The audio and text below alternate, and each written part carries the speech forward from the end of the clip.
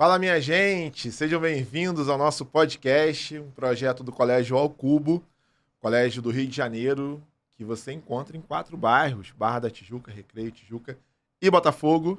Eu sou Daniel Bravo, sou apresentador desse podcast e coordenador de redação do Colégio Ao Cubo, e hoje tenho a missão de fazer você entender, ter uma dimensão absoluta, ficar craque no livro da prova de redação da UERJ, que vai acontecer no primeiro domingo de dezembro. Então, se você está aí se preparando para a UERJ, certamente você chegou aqui esperando uma resposta, temas de redação, comentários, você vai encontrar. E aí eu, que não sou bobo nem nada, não vim para cá sozinho, preparei uma equipe, chamei gente boa, gabaritada. Então eu estou hoje recebendo nesse querido podcast minha amiga Caroline Tostes. Caroline Tostes, professora de redação no Colégio Ao Cubo. A gente tem não sei se você sabe, vou contar para eles, tá, Carol? A gente tem um projeto muito maneiro no Colégio Ao Cubo que chama Med ao Cubo. Para a galera que está aí fazendo as específicas de medicina e redação, que todo mundo faz. E eu e Carol, a gente divide essa frente aí. Esse ano caminhamos com essa turminha do Med ao Cubo, então não é por acaso que Caroline Tostes está aqui hoje. Carol, seja bem-vinda ao nosso podcast. Muito obrigada, amigo. Muito obrigada. Estou muito feliz. Oi, gente. Estreando, estreia, hein? Estreia de podcast. Até onde eu vi, coisa linda, hein? E como assim? Pensei, bom, vou chamar Caroline Tostes, autoridade na redação UERJ. Um livro que é histórico, fala ali, Segunda Guerra Mundial, Alemanha nazista. Quem é a autoridade em diversas disciplinas das ciências humanas? Várias disciplinas. Várias disciplinas. Ele, o meu camarada, Paulo Rogério de Andrade. Eu tenho a missão de sempre pronunciar o nome correto, sempre que ele vier aqui. E tá acertando, tá? Tô acertando, né? Tá acertando. Paulo é o nosso diretor pedagógico e professor de História, Sociologia, Filosofia, Raízes.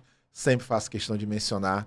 Eu ainda vou meter uma geografia qualquer dia desse não aí. Tem como, não tem como. Oh, eu tô quase. Geografia física não dá. Mas é um prazer estar aqui, voltar.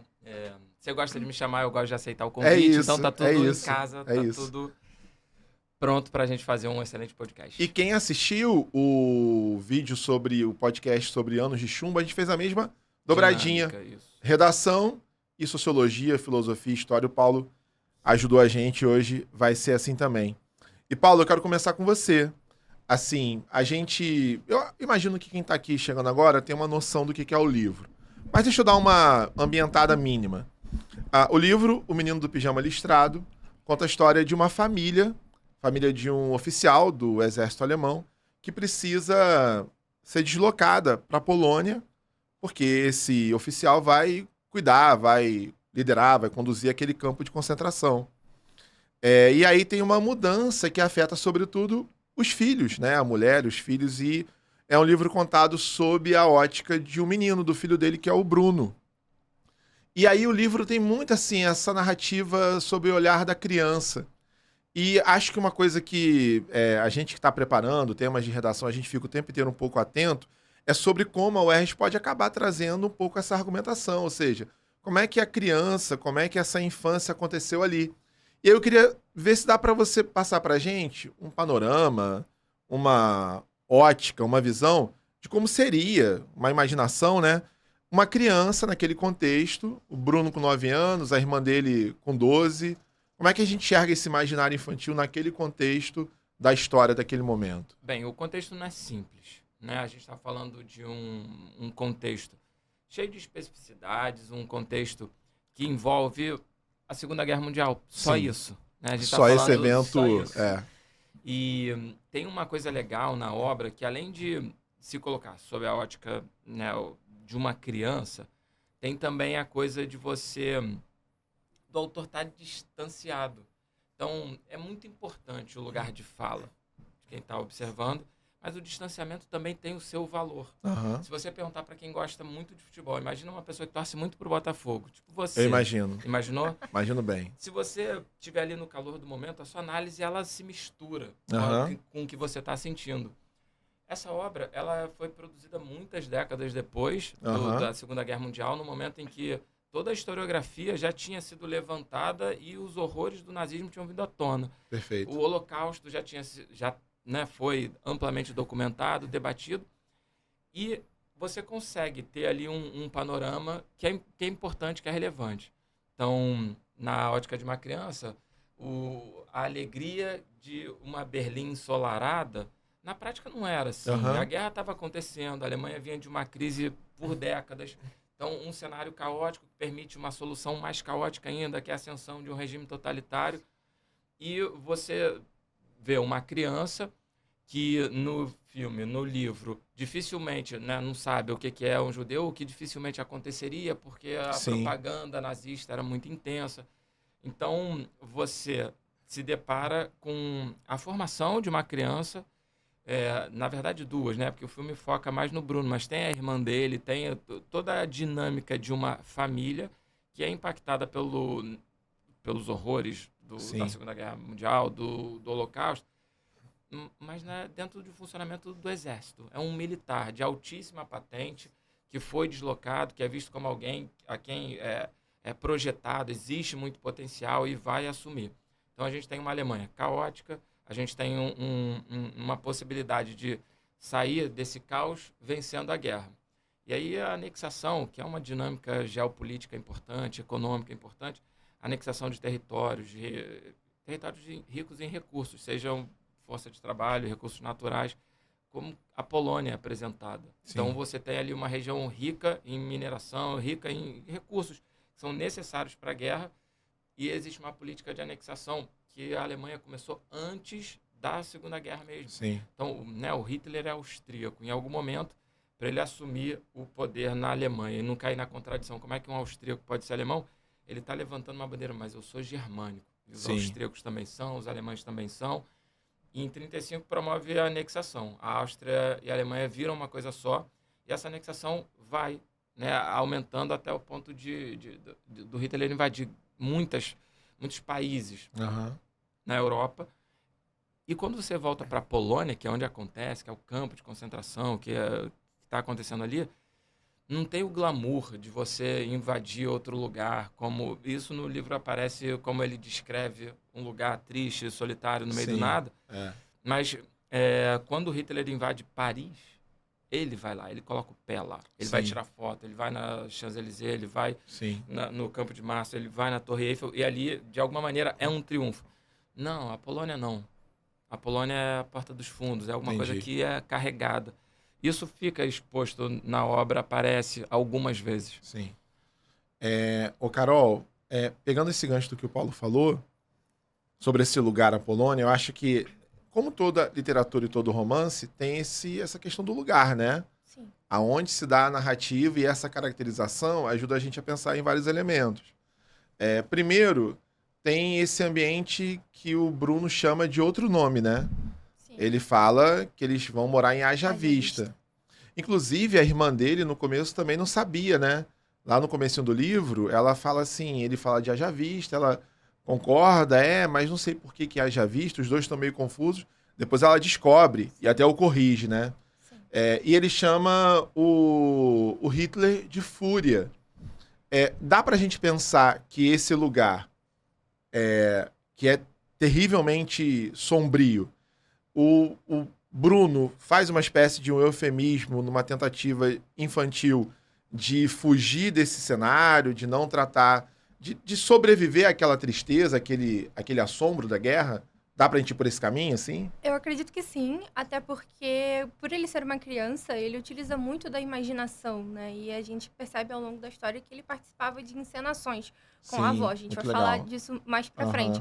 Mas essa construção dele, de visualização do mundo, ainda é muito imaginária. Então, ele traz elementos fantásticos para a realidade dele, até porque ele tem 9 anos. Uma outra coisa também que é muito interessante de pensar é a associação que ele faz de fúria, né? Porque fúria é algo que traz raiva, que traz um impacto muito grande, muito forte. Então, o Fúria espera coisas do pai dele, o Fúria quer que a família dele toda, né, se mobilize para um outro lugar. Então, ele vai deixar a casa dele, a segurança que ele tem, os amigos que ele fez, né, durante a vida inteira dele. Ele até comenta isso, são os amigos da minha vida. Sim. Apesar de ele ter 9 anos, né, são os amigos da vida dele. Então, ele perde isso, né, esse referencial de segurança e vai para um lugar totalmente novo, que é um lugar completamente diferente do que ele estava acostumado. Então, como que a criança vai lidar com isso? Ela vai tentar encontrar um nome para isso. Até porque a gente precisa nomear as coisas, né, para entender o que a gente está sentindo e para conseguir explicar, né, o que nós vemos. E ele traz essa construção da imaginação, de chamar de fúria. E é engraçado também porque é a pronúncia, né? Ele, por ser uma criança, não consegue falar, né, a palavra da maneira correta, a pronúncia correta. Só que chamar de fúria também tem essa construção, né, da raiva, né, dessa... E eu acho que casa super bem, porque eu acho que todo mundo que está assistindo a gente já viu algum trecho do discurso do Hitler. Ele não fala de maneira plácida. Ele não fala inflamado. É inflamado, né? Aos gritos, aos berros. É muita gesticulação, é uma linguagem de fato furiosa, agressiva. Eu acho que dá para ir por aí também.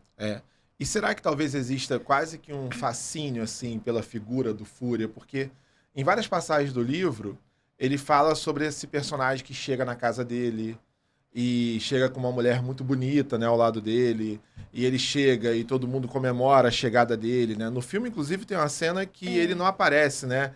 As pessoas esperam pela chegada dele, mas quem desce a escada com pompa é o pai.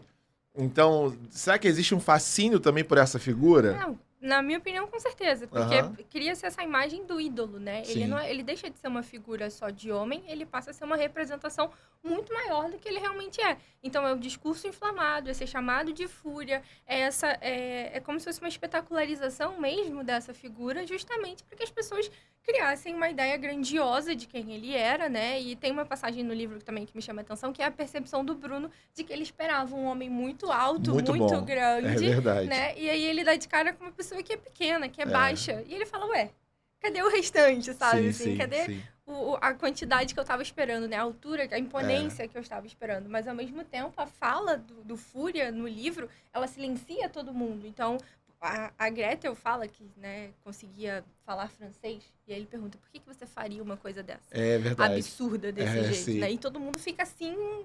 Alguém pode morrer a qualquer momento. Então, tem essa... E eu acho que esse é um excelente exemplo daquilo que eu falei do distanciamento. Porque hoje, quando você olha para o fenômeno Segunda Guerra Mundial, para o fenômeno regime totalitário, você pergunta se existe esse fascínio. Hoje a gente estuda isso e sabe o quanto tudo foi meticulosamente pensado, é uma espetacularização mesmo das cerimônias, da postura, o ângulo de filmagem, para ele parecer maior, para ele parecer...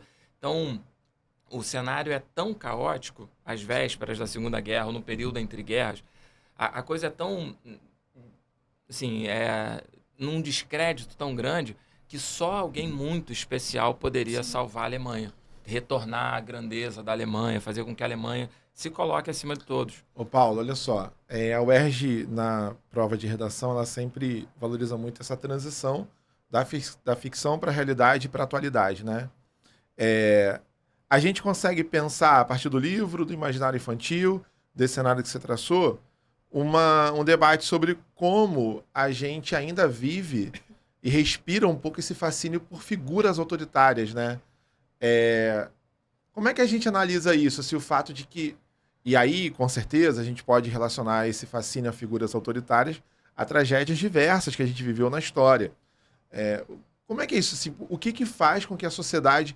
Essa esperança, essa necessidade de um Messias, de um Salvador, de alguém que tem uma promessa milagrosa e não importam os meios, contanto que ele salve a nação, a gente vai apoiá-lo e acreditá-lo? É esse caminho, assim? Eu acho que isso ajuda a gente a entender, a olhar melhor para o fenômeno. Tem um historiador italiano que ele estuda os regimes autoritários, os regimes totalitários, e ele fala que o fascismo, ele fala que o nazismo... ele apresenta como uma religião de Estado. E isso é legal, assim, por quê? Porque mostra o quanto é irracional. Eu brinco com os alunos, assim, né? Quem é meu aluno já me ouviu falando isso algumas vezes. Se você sentar diante de alguém que se propõe ou te promete explicar o nazismo, desconfia, porque o nazismo é inexplicável. Você não tem como explicar por que os nazistas perseguiam as populações semitas sem repetir um argumento nazista. Sim. Então, assim, você repete a mentira. Porque os judeus isso, porque os árabes aquilo, e a coisa vai ganhando esse contorno. Então, sim, existe um fascínio, existe toda uma indústria feita para isso. Né?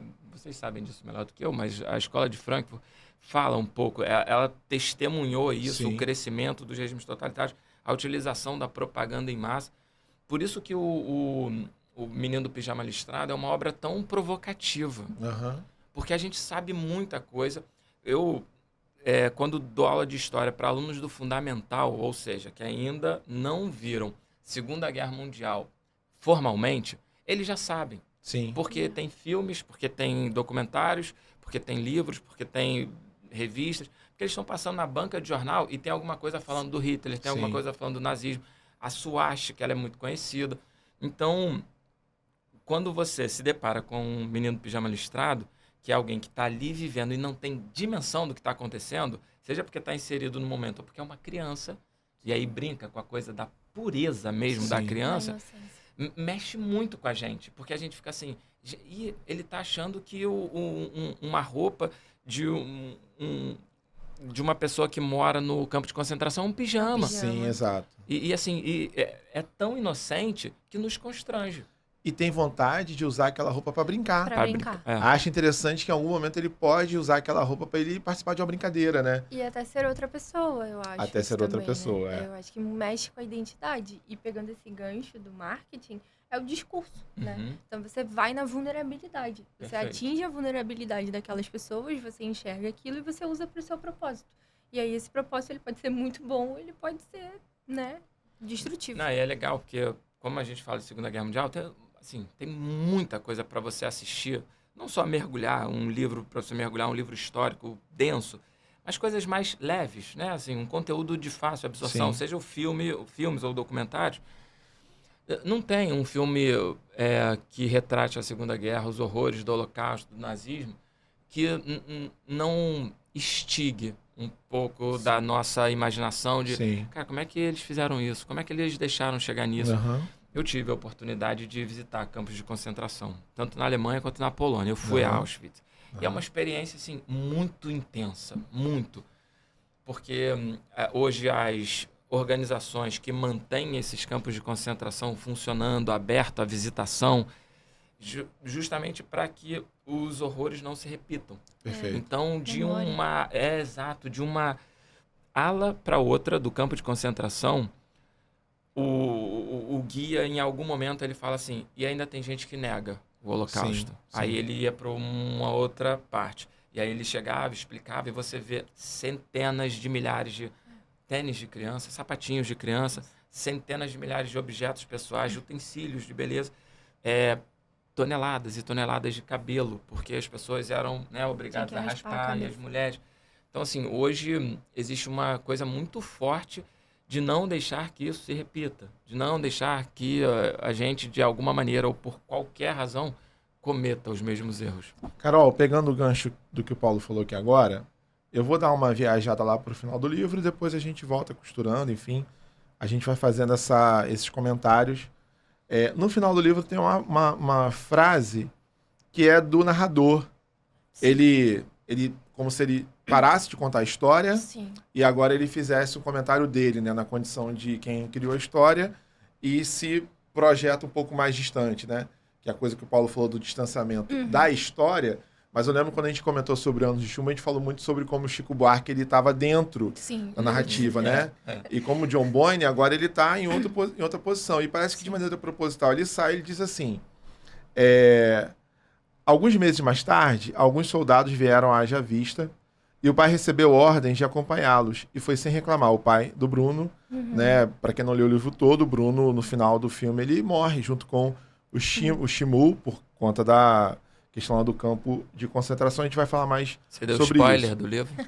Meu amigo, essa altura do campeonato, né? Mas eu ia ler agora. Ô, galerinha, vamos... Mas eu ainda não li. Gente, vamos acelerar aí, né? Por favor. E aí, ele diz assim, foi sem reclamar, contente em ir com eles, pois não se importava com o que ele fizesse agora. E assim termina a história de Bruno e sua família. Claro que tudo isso aconteceu há muito tempo e nada parecido poderia acontecer de novo, não na nossa época. Carol, o livro tem esse lugar de fazer a gente refletir sobre o quão a nossa memória é capaz de fazer a manutenção desses processos históricos para não mais repeti-los. Você acha que esse é um caminho que a gente tem que ficar atento? Sim, é um caminho, mas é pensar na memória não sozinha, porque as pessoas esquecem. Tanto é que no final do livro, a história de Bruno e sua família. Não é a história do Shmuel. Shmuel não aparece mais na história, né? E aí as pessoas esquecem. Então, se a memória ela não for revisitada, ela não for explorada, continuamente ali vista, né? Ela sozinha ela não vai impedir que atrocidades sejam cometidas na nossa época. Até porque a memória ela é construída por pessoas também. São as mesmas pessoas que fazem as atrocidades e que lutam contra as atrocidades que estão construindo essa memória. E se essa herança ela não é passada, ela não é questionada, ela não é mostrada de uma maneira crítica, com certeza a tendência é a repetição. E eu acho que tem um lance legal que a gente até... Tô lembrando aqui de algumas coisas do último podcast sobre o Ano de Chumbo. E aí eu acho que é até legal a gente fazer sempre um pouco dessa conexão, porque Sim. eu percebo que a UERJ, não sei se de maneira totalmente proposital, até porque tinham outros livros participando ali do processo de seleção, Sim. mas calhou dos livros terem todos, assim, de alguma maneira, um aspecto de um olhar infantil, né? Sim. E tem uma outra conversa que eu achei muito interessante, porque quando a gente lê esse finalzinho, eu fiquei com o mesmo desconforto que a Carol. Mas assim termina a história de Bruno e sua família. Depois que Bruno e Shmuel morrem, no capítulo seguinte, o último capítulo, ele começa assim: nada mais se soube de Bruno depois disso. E o livro não fala mais absolutamente nada sobre Shmuel.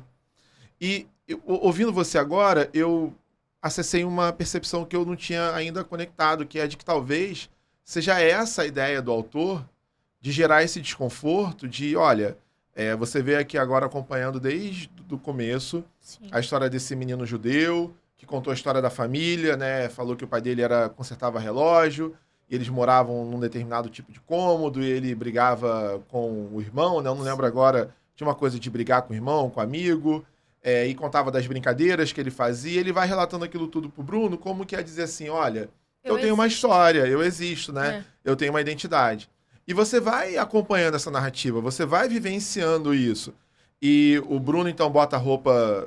O pijama, né, dos prisioneiros, entra no campo de concentração, caminha com ele procurando o pai, Shmuel, e aí tem uma coisa de envolvimento familiar, e de repente, os dois morrem de mãos dadas. Sim. O último capítulo final do 19 fala isso, que eles estão de mãos dadas e o Bruno nem pensa em soltar a mão de Shmuel. Sim. E logo na sequência, não se fala mais absolutamente nada sobre o menino judeu. Então eu acho que tem um pouco desse lance de como o autor também provoca a gente para sentir esse incômodo, né? Como quer dizer assim, olha, a história pode correr para esse lado. Porque, na verdade, ela correu. Sim. O que assim, você vê um processo de despersonalização dos perseguidos pelo nazismo muito grande, assim. Claro, o livro foca nos judeus, os judeus, né, mais de 6 milhões de mortos.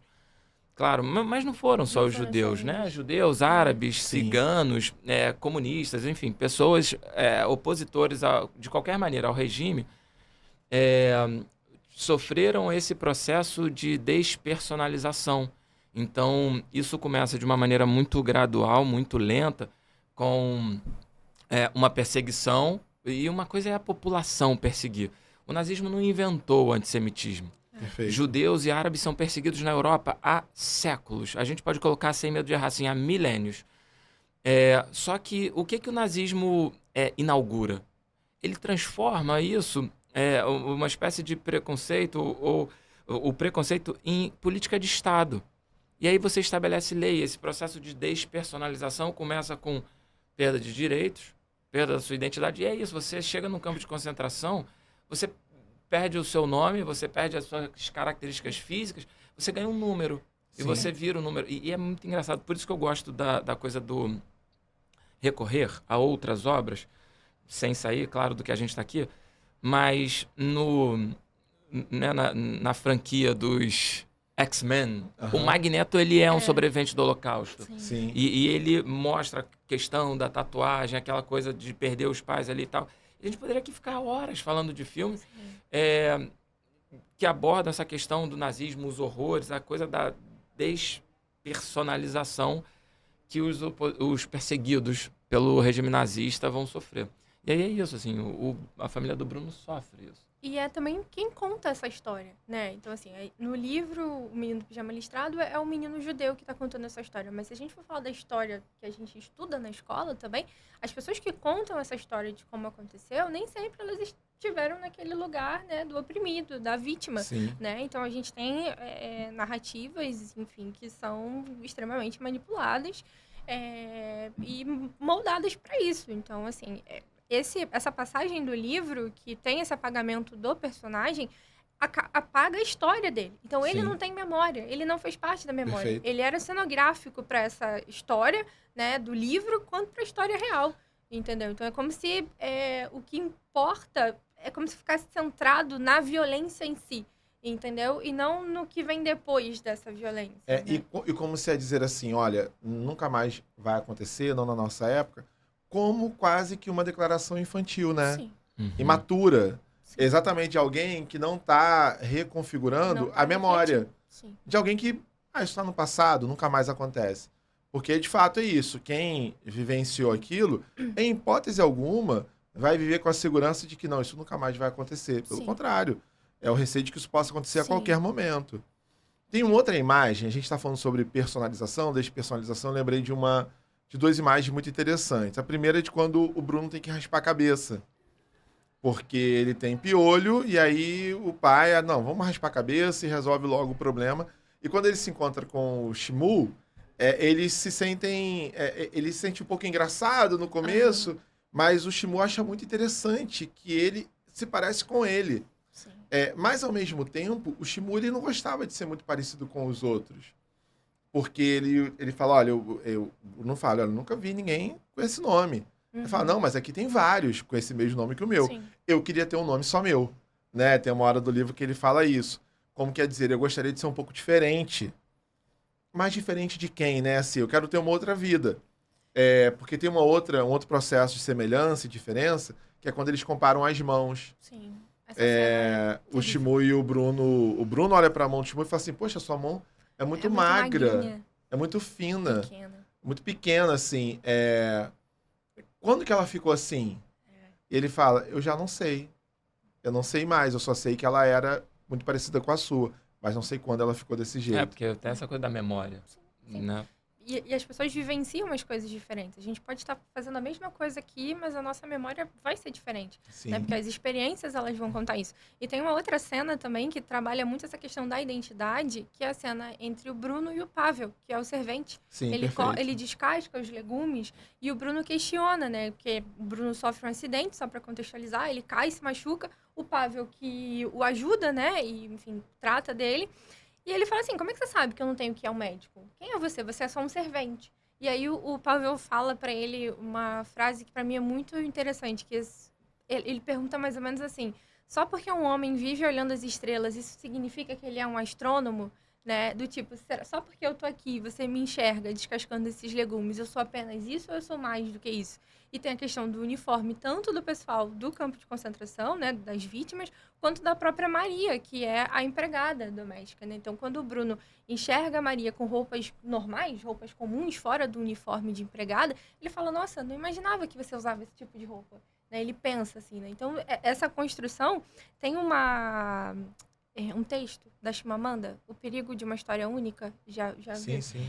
Maravilhoso. Sim. E ela fala justamente sobre isso, que se você só tem um tipo de informação, um tipo de representação, um tipo de construção, você vai acreditar que aquilo é a única possibilidade. Até que te exclua, mas você vai ver aquilo ali como a única possibilidade. Você se exclui também, né? Sim. Então, eu acho que tem muito essa construção. O Bruno, ele quer ser diferente porque, apesar de ser uma criança, apesar de ter 9 anos, ele está sendo construído e criado dentro de um regime nazista. Sim. Então, os valores são passados para ele, independente dessa resistência que ele até apresenta em alguns momentos ou não.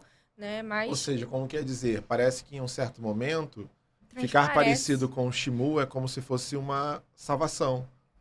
né? Ou seja, eu fiquei careca como Shimu, eu usei a roupa como a dele, é como se eu estivesse sofrendo um processo de transformação necessária para deixar de ser... Eu acho que ele é carente de atenção. É isso que eu ia falar. A redenção dele vem na criação de vínculos, porque ele é um mimado que reclama acha que a casa boa é a casa de Berlim, que é enorme, que não sei o que, papapá. E que quando ele chega no campo de concentração, ou na casa do campo de concentração, ele reclama que a casa só tem 3 quartos, só tem 3 andares, só tem sei lá o quê. Tipo, ele é um mimado. Ele olha as pessoas pelos uniformes e tal, mas mesmo assim se conecta com eles, porque ele não tem a quem se conectar, ele vive um universo que é muito dele. Então, quando ele, de alguma maneira, se identifica com um menino judeu vítima do campo de concentração, passa a ser uma redenção para ele também. Perfeito. Porque aí ele se sente, de alguma maneira, conectado com um vínculo que, no fundo, ele está buscando, porque ele é carente. Ele é negligenciado, né? O pai não dá voz, a criança é muito abafada, né? Então, ele não tem o que fazer. Então, ele é o explorador. E aí, ele encontra... É como se o Shmu fosse um prêmio que ele encontrou a partir dessa exploração. E aí, quando ele se vê mais parecido, né? Ele tem olha, eu também posso ficar igual a você. E eu sinto que ele pensa, né? Que o campo de concentração, ali dentro, na verdade, não é um lugar violento. Ele só dimensiona isso da violência... Quando ele tá lá dentro, ele começa a ver as coisas que não tem nada a ver. Ele pensava que ia ter banquinhos e mesinhas para as pessoas tomando café e jogando bola e se divertindo. E assustado, ele quer ir embora, mas já não tem como, né? Mas aí não tem como. Até porque ele não tem como mais sair dali de dentro. Ele já tá uniformizado, ele tá completamente, né, mudado, caracterizado. E ele não consegue mais sair dali. Até porque ele também fez uma promessa. E aí eu acho isso interessante, essa questão da promessa, né? Dessa fidelidade que ele também tem. Pra mim, ele é um personagem muito duplo, coitado, assim. Ele tem uma construção que beira lá raízes nazistas e sai um pouquinho pra uma coisa mais humana, uma coisa de, olha, eu sou apenas uma criança. Mas aí ele volta pra lá de novo. Então, de certa forma, é assim que a gente acaba, muitas vezes, se comportando diante de situações tão intensas como essas. Porque, de fato, é difícil você encontrar a maturidade absoluta diante de um processo como esse. Se a gente faz a transição para o presente, a gente percebe como a gente lida com essa extrema vulnerabilidade do outro muitas e muitas vezes. E a gente muitas vezes escolhe se comportar como uma criança que não entende muito bem o que aquilo de fato significa, e a gente é como a licença, tô de licença, né? Assim, nesse pique pobreza, nesse pique vulnerabilidade social, eu tô de licença, né? Assim, eu acho que talvez também tenha esse lugar onde nós não sabemos também como lidar com tudo isso. Eu acho, não sei se existe um ser humano que saiba de maneira madura e consciente gerenciar esse confronto que é lidar com uma vulnerabilidade tão extrema todos os dias. A gente que vive no Rio, a gente vive isso o tempo inteiro. Eu acho que é vulnerabilidade de um lado e contradição de outro. Perfeito. Nós somos contraditórios. E a gente procura maneiras de organizar essa contradição para a gente não surtar, para a gente não dar a cabeça na parede. Porque a gente precisa, de alguma maneira, dormir, descansar e viver. Então, super incomoda uma pessoa mentalmente saudável. Qualquer pessoa em situação de vulnerabilidade social e tal, mas em algum momento essas pessoas ficam invisíveis pra gente. Tipo, você que está hoje fazendo vestibular e tal, em algum momento você sofre com vestibular, mas você está ali na dinâmica, você se coloca. Então a gente é contraditório. Eu estava brincando com um aluno hoje que perguntou sobre o iluminismo, um movimento do século XVIII e tal, e aí o aluno fala, mas os iluministas defendiam o quê? Aí você olha para o aluno e fala assim, não me faz essa pergunta essa hora. Por quê? Passando 10 minutos para acabar. Que iluminista você está falando? Sabe, qual filósofo? Porque é isso, assim, o próprio iluminismo ele não é um bloco estático. Então tem vertentes do iluminismo que, sei lá, se colocam de uma maneira contrária à religião e outros filósofos iluministas dentro da igreja. E a coisa é contraditória. Quando a gente fala de um regime como o nazismo, então, assim, o fenômeno, não só o regime político, mas essa coisa da manipulação, da criação de valores, de você formar indivíduos que acreditem naquilo, que reforcem aquilo. A gente está falando de dimensões do ser humano que são muito, muito, muito, muito, muito subjetivas. E não tem como a gente fugir da contradição. Sim. Então, aquela clássica, né? O ideal estético, físico do ariano não se encaixava no Hitler. Sim. Então, assim, são essas contradições. Assim, então, e a gente vai tentando organizar isso na nossa cabeça. O que você, como professor, Carol como professor, o que eu como professor projetei de educação, no dia a dia é difícil. A gente precisa organizar as coisas. Sim. Então, imagina para uma criança de 9 anos. A gente tem que lembrar que o protagonista ele tem 9 anos. Exato. Né? Deixa eu pegar esse gancho da contradição e do protagonista, porque em um certo momento tem uma... Eu falei um pouco dessa coisa do lugar, a gente mapear e caracterizar o lugar. Tem um elemento desse lugar que eu acho que é muito significativo. Inclusive, Carol, é que um dia a gente papeando sobre o livro me chamou a atenção. Olha, eu tô muito pegada na cerca. A cerca, né? Sim. Assim, a cerca é um lance que é muito importante, né? Sim. Porque ao mesmo tempo que ela separa os dois, ela estabelece a possibilidade do encontro. Porque Sim. é quando o Shmuel se coloca nas extremidades do campo, que ele fica, de certa maneira, invisível, né? Ou discreto, e eles podem, então, se encontrar.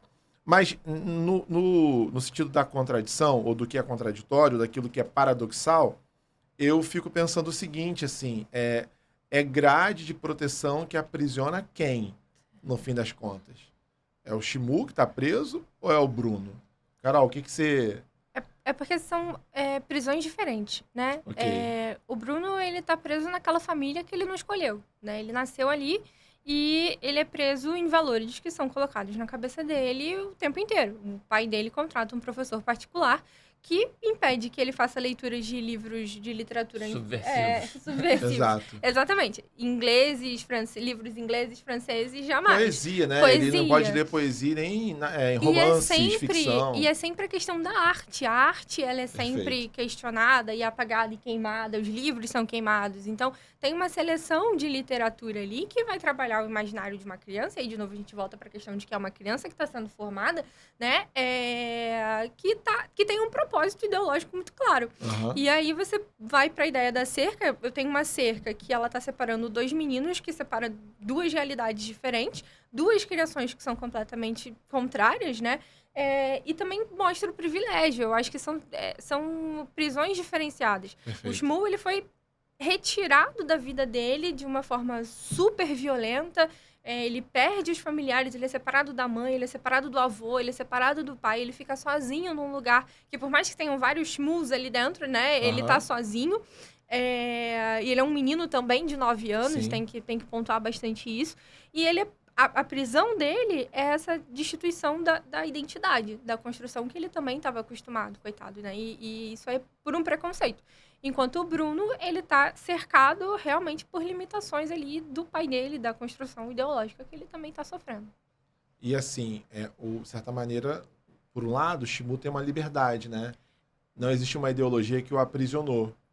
Então, acho que esse é um paradoxo interessante, porque ajuda a gente a pensar em argumentos são variados, duas coisas, né? Tipo assim, Sim. um é vítima e o outro é produto do sistema, sim, né? Então, tipo, tem um Shmuel vítima sendo agredido e... violentado, de né? uma maneira mais física, que a gente consegue observar. E a gente tem o Bruno, que é um produto. Ele está sendo criado para aquilo. Ele vai ser mais um soldado, entendeu? Perfeito. A ideia é de que ele fosse mais um soldado. Que é o que, de certa maneira, acontece com a irmã, né? Sim. Em um certo momento, ela e aí tem essa coisa do imaginário, acontece, né? Eu acho até que foi você que me lembrou desse processo. Eu achei muito interessante que a Goethel, né? Uhum. Ela, de repente, ela tinha várias bonecas no quarto dela e ela joga as bonecas dela para um lugar. Num dia aleatório. E preenche o quarto dela com mapas, pôsteres. No livro não fica muito claro, né? Assim, essa imagem. No filme caracteriza muito mais, né?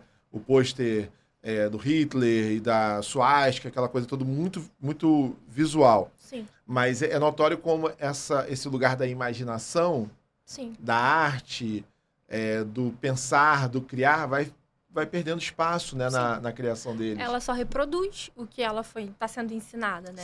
Ela absorve de uma maneira muito mais fácil. Acho até pela questão da sexualidade, né? Ela é uma mulher, o Bruno é um homem, então ela é muito mais submissa a essas ordens do que ele. Ele tinha uma posição de questionar maior do que a dela, né? Então ela sempre era a filhinha perfeitinha. Então, se o pai colocava, não, esse aqui é o professor, você tem que seguir o que ele fala, ela ia aceitar. Porque aquilo é uma ordem que está vindo de alguém que ela precisa obedecer. E ele já tem aquela coisa, talvez por ser mais novo, talvez por essa construção ainda mais infantil do que a dela. Então, ela queria muito responder essas expectativas, né, da família e tudo mais. E você vê que a imaginação dela foi preenchida por outras coisas. Enquanto a Carol estava falando, eu colei aqui, tem um documentário, na verdade, uma animação da Disney feita em 1943, chamada Education for Death, Educação para a Morte, que mostra as crianças sendo educadas no regime nazista, que é isso que a Carol acabou de falar, de uma criança que está na escola e ela está vendo que na natureza o mais forte come o mais fraco e ela sente pena do mais fraco, do animal que está sendo devorado. E como isso é punido publicamente. O professor diz, não, um verdadeiro alemão não sente pena do fraco. Um verdadeiro alemão... E aí vem isso que a Carol falou, dele ser o produto do sistema, o produto daquilo que é feito. Educação para a Morte é da Disney, é maravilhoso. Tem 10 minutos, né? Quem estiver assistindo a gente pode assistir depois.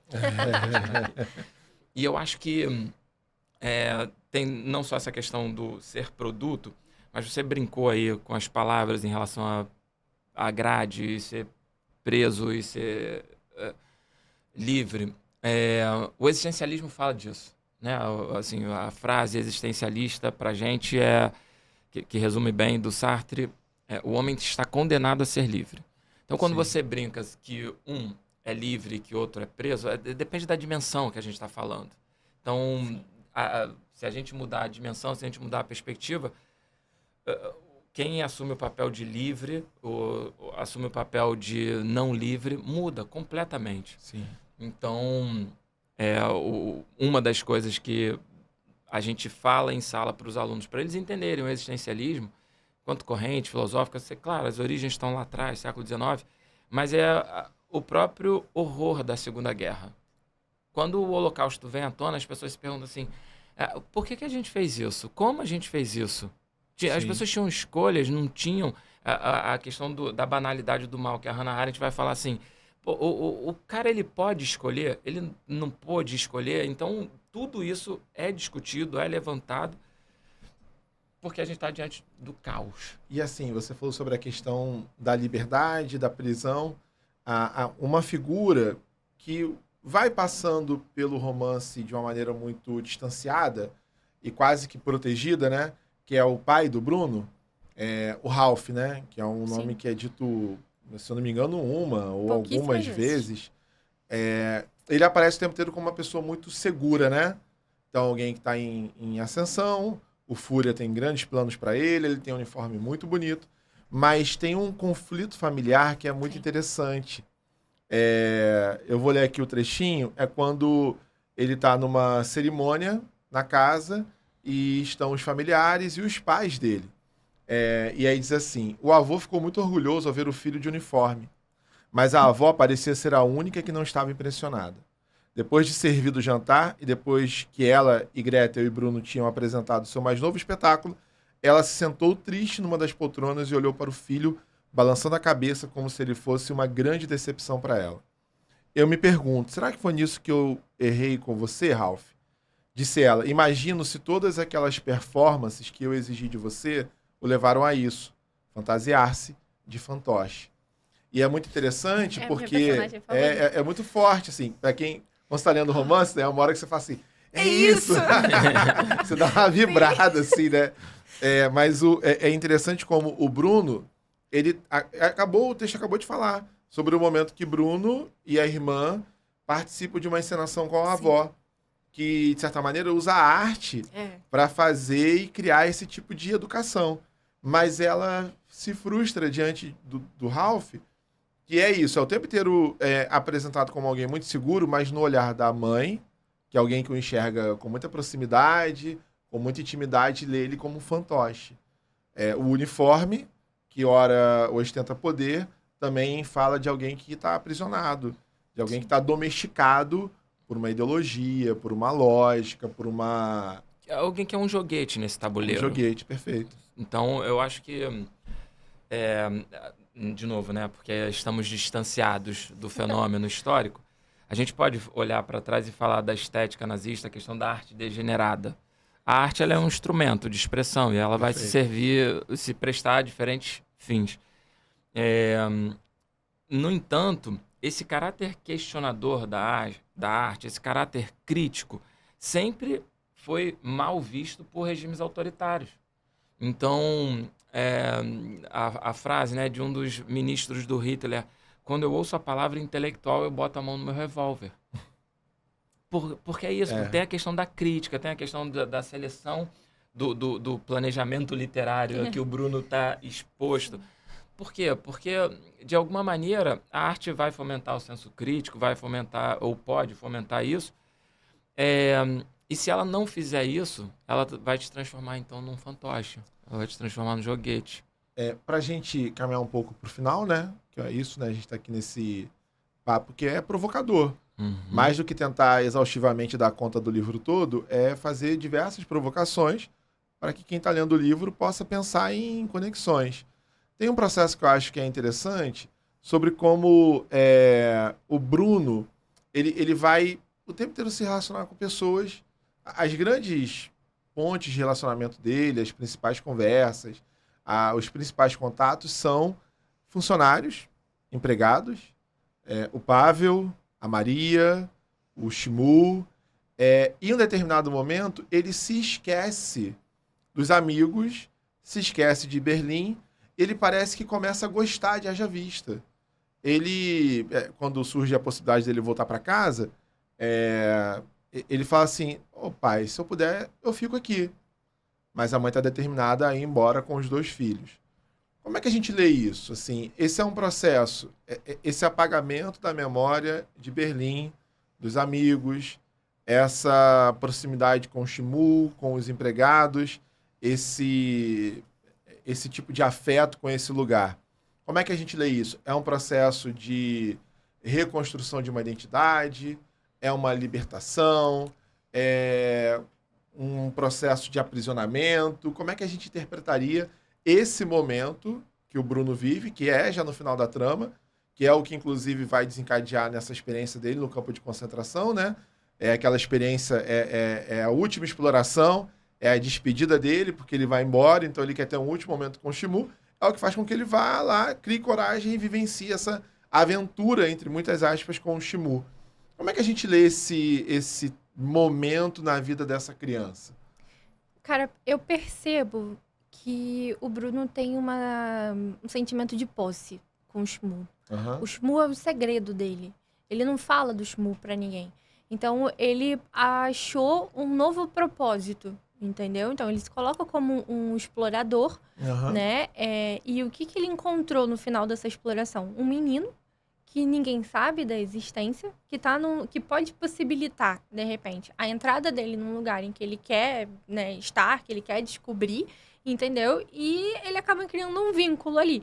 Eu acho que talvez tenha começado por um interesse, depois que realmente rolou um laço, aconteceu alguma coisa ali mais próxima, mas tem uma cena do livro, uma fala, que o Bruno, ele não quer compartilhar a existência dessas pessoas com ninguém, porque aquelas pessoas são dele. Legal. Ele fala que essas pessoas são minhas pessoas, né? Sim. Só eu sei sobre... É da minha janela Shimu é um amigo imaginário, que eu né? consigo ver. Como Exatamente. se só existisse na imaginação dele Exatamente. e ninguém mais nem precisasse enxergá-lo, né? Porque é dele. Então tem um sentimento também de posse, sabe? Sim. Não é só não é só uma coisa legítima, assim, de carinho, de afeto. Sim. E aí ele substitui o interesse por outro, na minha opinião. Então ele tinha um interesse com aqueles amigos da vida dele, né? Que eram os amigos de Berlim, porque era o que ele conhecia. Sim. Só que agora ele tem algo que ninguém mais tem. Ele tem um menino que é dele, Sim. entendeu? Então tem essa coisa egoísta pra mim, assim. Eu senti que não você pegou um só- ranço com o Bruno. Eu senti um pouquinho. Mas é porque a narrativa me leva a isso. Eu fico muito triste, que é um menino de 9 anos. Como é que você pode ter Mas é muito raiva de um legal, menino porque de essas 9 conexões anos? são muito importantes, assim. Mas eu acho que é O um aluno que sentimento vai fazer a difícil. prova da UERJ no domingo, ele tem que perceber que essas conexões menos óbvias são recursos muito importantes para ele construir um texto que seja mais interessante também. Eu penso que a gente fica muito preso, às vezes, com a ideia de que é uma criança de 9 anos, um menino de 9 anos, e que ele é muito inocente. Ele tem questões de inocência, mas até que ponto... Aquela questão até que eu te falei outro dia, né? Sim. Até que ponto essa inocência ela pode ser inocentada. Né? Até que ponto ele é, de fato, alguém que, como eu falei, ele é um produto. Então, Sim. ele está reproduzindo marcas agressivas. Então, como que aos 9 anos ele enxerga um menino que está claramente machucado, claramente agredido, e ele não consegue perguntar se está tudo bem? Ele esconde comida, ele evita levar os alimentos. Ele promete e ele vai se virar, ele vai arrumar de outro jeito. Eu tô com fome, entendeu? Né? Vou comer aqui, né? Ele coloca as necessidades dele em primeiro lugar, ainda que o outro esteja numa situação de vulnerabilidade. Sim.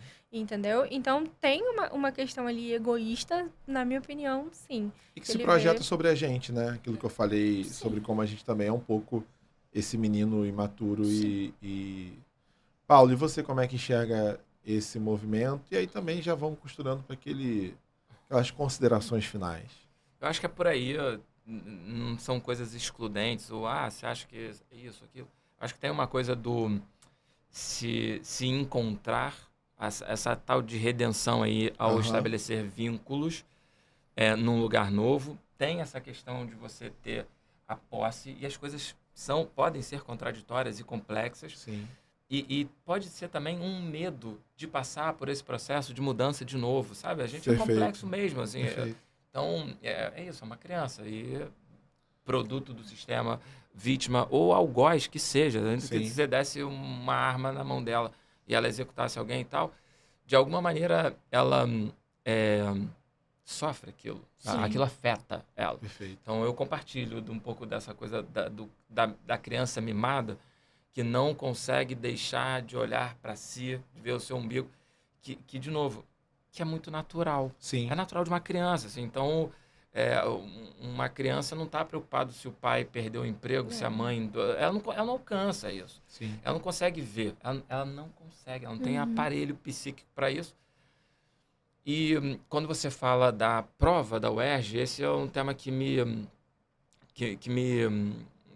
desperta muita curiosidade, não só porque a gente trabalha com isso, porque a gente está aí, mas assim, para a gente ver a criatividade da banca em levantar questões. Como ela já fez isso em outras obras, como ela já fez isso em outros temas, a obra é essa aqui. O que a UERJ vai pensar daqui? Perfeito. Quando, né, a coisa da Capitu e do Bentinho, questão de fidelidade, traição, não sei o quê, ética, e você diante de uma obra, o que você pensa daqui? Sim. Eu acho que esse é o exercício que quem está assistindo a gente deve fazer. Você está lendo um livro, você tem informações do contexto, da obra, do autor, você tem informações históricas que complementam.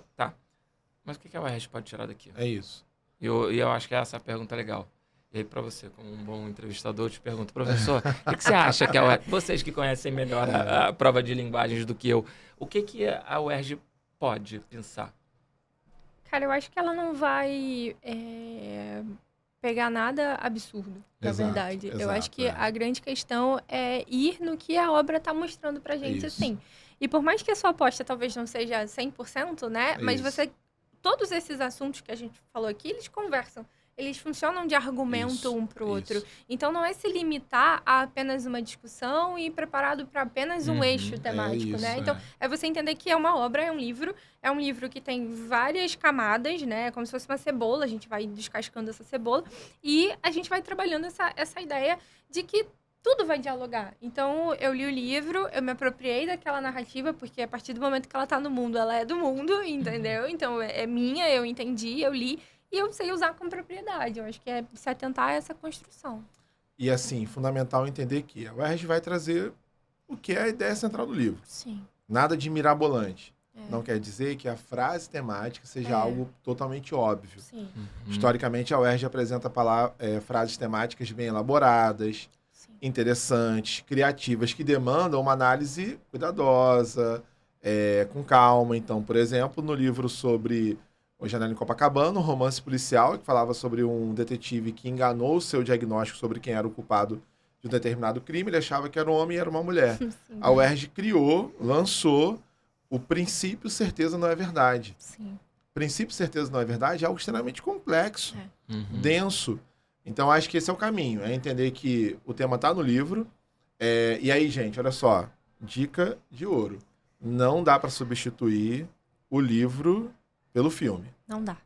É assim, é o livro, ponto. Sobretudo porque o filme é um produto cultural posterior ao livro. Ele reformula alguns aspectos da narrativa. Até uma tentativa de corrigir alguns contextos. Você vai descobrir vendo o filme, se ainda não viu, assista. Acho que é bom assistir para você, sempre sugiro, porque te ajuda a criar imagens, criar cenas. A gente falou muito de cena, né? A cena do livro. Pô, que cena? Isso é um texto. Mas é isso, quando a gente lê o romance, a gente cria a cena. O filme ajuda você a materializar esse universo, esse ambiente. A figura de quem é o Shimu, a figura de quem é o Bruno. Mas um não substitui o outro. Então, o livro em primeiro lugar, fundamental. Leia, debata com você mesmo lendo o livro. O romance existe para isso, para fazer você perceber quais são os dilemas éticos, as questões filosóficas por trás daquela narrativa, para que você tenha ali argumento e arcabouço para poder trabalhar o tema da redação. Só para pontuar uma coisa, que você não está limitado ao contexto do livro, Perfeito, né? Você pode sair desse livro e trazer aquele aspecto, aquela característica para a realidade. Porque você observa ao seu redor. Isso. Então, traz para um contexto do Brasil, um contexto do Rio de Janeiro, do seu estado, enfim. Porque a UERJ, ela gosta muito dessa relação de entendimento da ficção, mas também do que essa ficção tem de realidade, né? A verossimilhança. Eu consigo identificar naquele texto que eu li aspectos reais, aspectos que eu olho para o lado e eu vejo, né? Então, acho que essa é uma construção interessante. Coisa linda, gente. Coisa linda. Hein? Ficou bonito, hein? Episódio obrigatório. Você tem que ouvir, tem que assistir, tem que compartilhar, tem que mandar para todo mundo. E eu preciso fazer a despedida. Agora eu vou começar com o Paulo, tá, Carol? Paulo Rogério, meu querido amigo. Obrigado pela tua presença aqui, mais uma vez. Obrigado pela disponibilidade. E até uma próxima, né? Eu agradeço muito o convite. Sempre agradeço o convite. Gosto de participar. Fiquei triste porque eu descobri que esse é o último podcast de 2023. É verdade. Algo que tudo indica, sim, gente. Algo que tudo indica. Algo que tudo indica, mas... Pode me chamar. Se você gosta de me chamar, eu gosto de aceitar seu convite, isso. tá? Aí. Obrigado, meu amigo. Carolzinha, obrigado por você estar aqui hoje. Foi ótimo. Sempre bom trocar sobre o tema da UERJ. Prazer, viu? Eu que agradeço. Pode me chamar mais vezes. Até a próxima. Gente querida, fala minha gente. Um beijo grande para você que tá em casa, ou não em casa, né? Celular, assistindo. Spotify, manda o arquivinho de áudio, manda lá o link. Arquivo de áudio, fui longe, né? Isso era a época que a gente compartilhava MP3, agora é Spotify. Eles não sabem o que é MP3. Não sabe, gente, esquece, deleta, ó. Manda o link, tá tudo certo. Até a próxima, beijão e boa prova, hein? Boa prova.